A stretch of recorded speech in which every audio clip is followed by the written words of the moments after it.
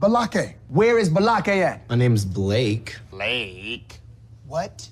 Do you want to go to war, Balake? I'm for real. Ron. Ron is here. Welcome back, everybody, for more SPTV, where every day is a great day not to be in a cult. Okay, short little topical video tonight. Jubilee, the very large YouTube channel, is currently casting a show about Scientology. And I want to do a dedicated, I mentioned this in the live stream that Jenna and I did last night, but I wanted to do a dedicated video so that all ex-Scientologists, particularly in the LA area, but not just in the LA area, have an opportunity to apply to be included in this. Some of the positions have already been cast. Casting is not finalized. And well, let me just go through this step by step. By the way, I have included a link directly to the application in the video description, and I will post it, pin it in a comment below as well. So if you haven't heard of the Jubilee YouTube channel, you've almost certainly seen some of their content already. This is the channel, 10 million subscribers. They have a whole different, they have several different series of videos that they do. The one that they're casting for the Scientology program is part of their Middle Ground series, where they bring members of one group and members of another group together to, usually it's more of like a debate style thing.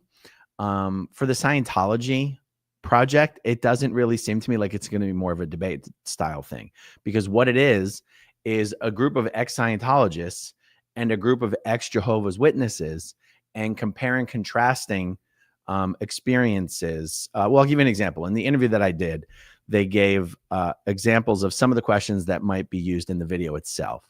And this is kind of the general format of these videos. They'll make a statement, agree or disagree, state why or why not, why you agree, why you don't agree.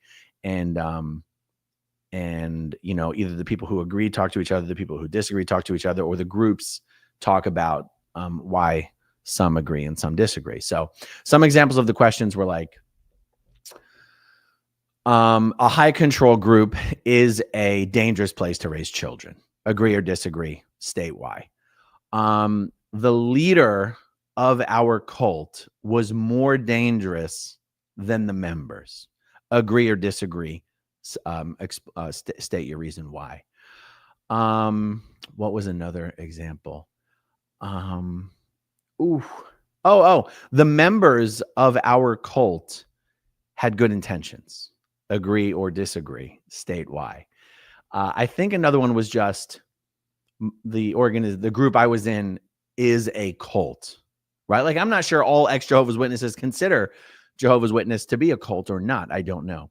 What is interesting to me is that just having been in this ex-Scientology space, in the time that I've been in the ex-Scientology space, it does seem to me that ex-Jehovah's Witnesses tend to have the most in common with ex-Scientologists when it comes to their experiences. And that's one of the reasons I've really wanted to start interviewing more ex-Jehovah's Witnesses, but also ex-Mormons. And so you can see what I mean when I'm talking about when you have ex-Scientologists and when you have ex-Mormons, you're not really debating anything. You're really more comparing and contrasting, which is why it's interesting to me that this is part of the Middle Ground segment. But let me show you some examples of other videos in Jubilee's Middle Ground series, and you'll kind of get an idea of how some of this goes. Okay, we're going to skip that first one. Second one, is Elon Musk a genius or a fraud? 600,000 views. Should illegal immigrants be deported? Pro versus anti-mass deportations. 700,000 views. Leftist versus liberal. Leftist versus liberal versus conservative versus MAGA. Middle ground debate, over 1 million views. Will any progressive men go traditional? 600,000 views. What makes a real man? 50 men debate. 2 million views. What's up? Rich men versus poor men. 2 million views. Okay, so you kind of get the idea of this. Again, sort of interesting because ex-Jehovah's Witnesses do not have anything to debate or argue, debate with or argue about or to change the minds of ex-Scientologists. But I mean, no matter how this thing happens, it's going to be fascinating, I think. I think it'll just be a lot of ex-Scientologists and ex-Jehovah's Witnesses agreeing with each other about an awful lot of stuff. Okay, so let's look at the Jubilee website. And let's see, I'll refresh this. Okay. On the top right hand, you have casting. If you go to casting, it says some of the series. So like Spectrum is one of their video series. So they are casting Black men for one of their Spectrum episodes, immigrants, middle schoolers, teens. Okay. So we, Versus. Oh, Versus 1 is another one of their episodes. I didn't, in preparing for this, I didn't pull up a separate screen to share with you for the examples of their Versus 1, but one of their most recent viral ones, one of the most recent viral Versus 1 videos was, Jordan Peterson versus 20 atheists. That went crazy viral a couple weeks ago. Again, it's one of those things where even if you don't recognize the name Jubilee, you probably recognize a bunch of their content. Okay, so scrolling down, Odd One Out is another one of their series. Secrets Revealed. Okay. Middle Ground. Here we go. Middle Ground. Ex-Scientologists versus ex-Jehovah's Witnesses will film in Los Angeles, July 20th. When you click on this, you get there. Oh, different page. Okay, so let's see what they say. Middle Ground, ex-Scientologists versus ex-Jehovah's Witnesses. We're looking for individuals ready to share their personal journeys, why they joined, what made them leave, and how their lives have changed since. If you're open to telling your story and connecting with others who've walked a similar path, we want to hear from you. We'll shoot July 20th in person, filming in LA. Participation is volunteer-based with a limited travel stipend for each cast member. I don't mind telling you that in my interview with one of the casting directors, they said that travel expenses are not covered. You get $50 a day for participating in the video. But based on other information, the travel expenses are negotiable, basically. Okay. Calls for cast confirmation will go out 1 week prior to the shoot dates. If you've not heard from us by that time, we have moved in a different direction. Okay, good. And you can see here, let me give you an idea of some of the things that they ask you for, because they really do consider that you're applying to be cast in a thing. It's not kind of it doesn't really match up with my traditional experience of participating in videos on other channels. Phone number, email, pronouns, gender identity, race, sexual orientation, relationship status, religious preference. Guys, I couldn't figure out, by the way, if the star, the little asterisk, meant these were optional or mandatory. It doesn't actually say on the website, but as you apply, do whatever you want. Political affiliation, social media link, photo submission, occupation, location. You shoot a little video. I think that's for people who didn't actually interview with a casting director. So I guess do the video. I did not do the video. How did you hear about the casting? Have you appeared in Jubilee previously? Blah, blah, blah. Would anything of concern be found if we performed a background check? Payment handle, blah, blah, blah, blah, blah. Okay, good. And, it was interesting. 2 years ago, I first interviewed with one of the Jubilee casting directors because they were considering doing a program trying to bring ex-Scientologists on versus current Scientologists. And it is always so adorable when people in the media think that a current Scientologist is willing to have a long form, any sort of a long form discussion on Scientology, particularly in the presence of an ex-Scientologist. Lex Friedman said the same thing to me when we did our long form Scientology interview. And because Lex Friedman is used to being able to get heads of state and heads of, titans of industry on his program. And he said, I would like to interview David Miscavige. And I said, I hope you do, but it will never happen. He said, I disagree with you. And I said, not only will you not get David Miscavige, you will not even get a current Scientologist. If they know they're coming on to talk about Scientology with you, they will not come on. He goes, I disagree with you. I go, okay. I said, you will interview Vladimir Putin, because he had told me. He told me he was in talks to interview both Donald Trump and Vladimir Putin. I said, you will interview Vladimir Putin before you interview a Scientologist. He said, all right, I hope you're wrong. I said, I hope I am too, but I'm not.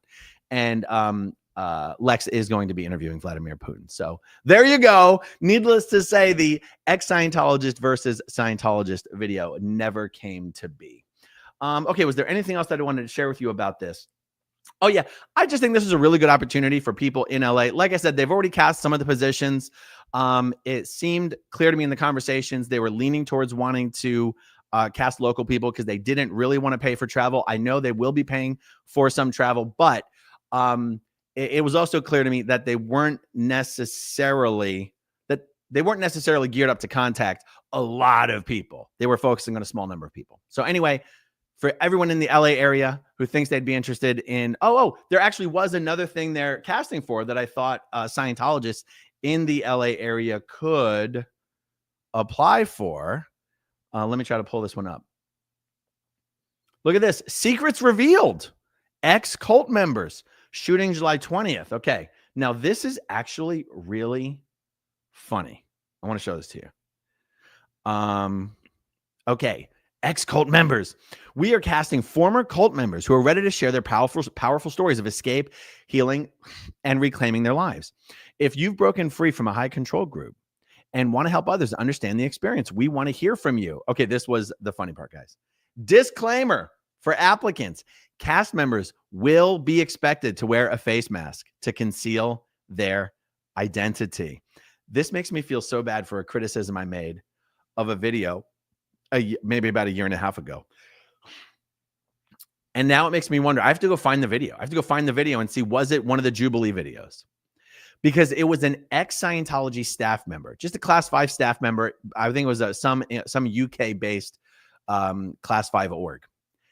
And, the person's story was not any different than any other story you've heard from any other ex-Scientologist or staff member. It was just as bad, but it wasn't like, when there's hundreds of ex-Scientologists telling their stories with their faces and their names, I was like, how silly, how melodramatic is this? To have someone telling the exact same story, but covering their face and long sleeves and gloves as if they're literally taking their lives into their hands by telling this story. I now realize it's part of the spectacle. And that person probably didn't even have a choice. So check this out. Cast members will be expected to wear a face mask to conceal their identity. Participants' voices and names will also be changed to add to the anonymity. After each cast member shares their secret and about their experience, they will be asked if they want to remove their mask and reveal their identity. Removing the mask is optional. Okay. Also filmed in LA. Anyway, that would be fun, wouldn't it? Let me see. Is there anything else about this I wanted to share? No, I really do think that is it. All right. We'll read a few starred comments and we'll wrap this up. Michael, there is such a bad misconception of Jehovah's Witnesses. It's crazy that they're even compared to Scientology. No one controls you. You can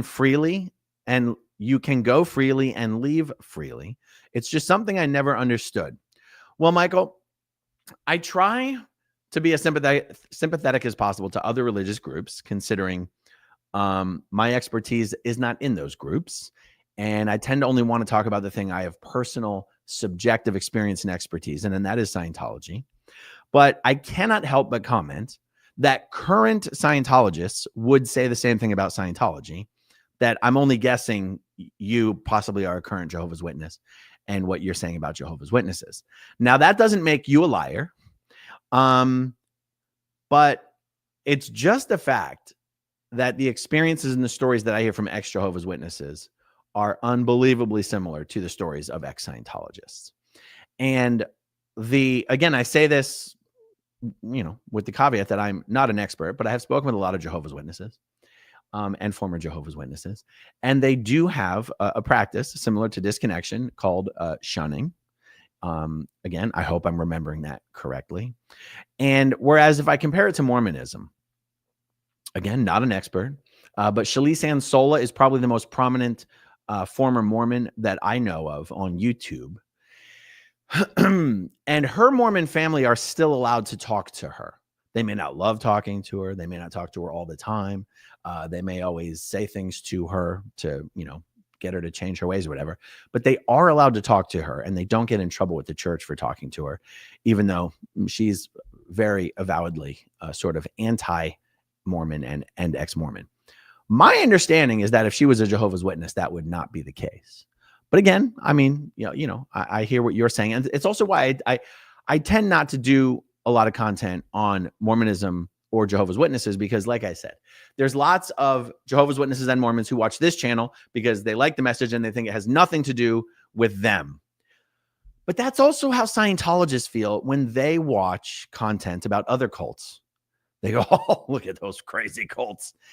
Not realizing you're one of them. So again, I'm kind of walking a fine line here between not trying to point fingers and not trying to make accusations and not trying to cast aspersions, but also trying to show respect to the former members of those religions who have their own feelings about whether they are high control groups or cults or whatever. And I guess on this channel, if I were to be leaning in favor of making ex-members of these groups feel comfortable, as opposed to making current members of these groups feel comfortable, I'd have to say I definitely lean towards making ex-members of these groups comfortable. But thank you for the comment, Michael. I really appreciate it. Professor Kakan, my CPA is Mormon and one of the most decent people I have ever known. I told him my Scientology career. He got it and he didn't judge me. I judge him as a great guy. And that is certainly true. I'll tell you, most Scientologists are also really great people. So when we're talking about the groups, we are not necessarily talking about the members of those groups, every individual member of those groups, particularly the public members of those groups. And yeah, so I appreciate the comment. Okay, Mrs. Bramlett Jr. says the asterisk usually does mean required. Okay, good. Old Frizz, they want a diverse group. Very important. Michael says, in a sense, to keep... this is responding to another comment, so I don't know. Okay, let's see. In a sense, to keep the congregation holy and clean, but Jehovah's Witnesses are still allowed to speak to the ones and encourage them. There is no disconnection. Well, Michael, as someone who's never been involved in Jehovah's Witnesses, it's not really my place to tell you that you are wrong or that you are stating an untruth. But I would say that former members certainly make statements that contradict yours. That's all I can say. Brana C, but they have a disconnection type policy. No? Okay, good. Yeah. So there we go. All right, guys, that's all I got for now. Just a short one tonight. And thanks for hanging out with me, and I will see you guys tomorrow. Okay, if you want to see my rock and roll songs, click right on this guitar. And if you want to see a different one of my videos,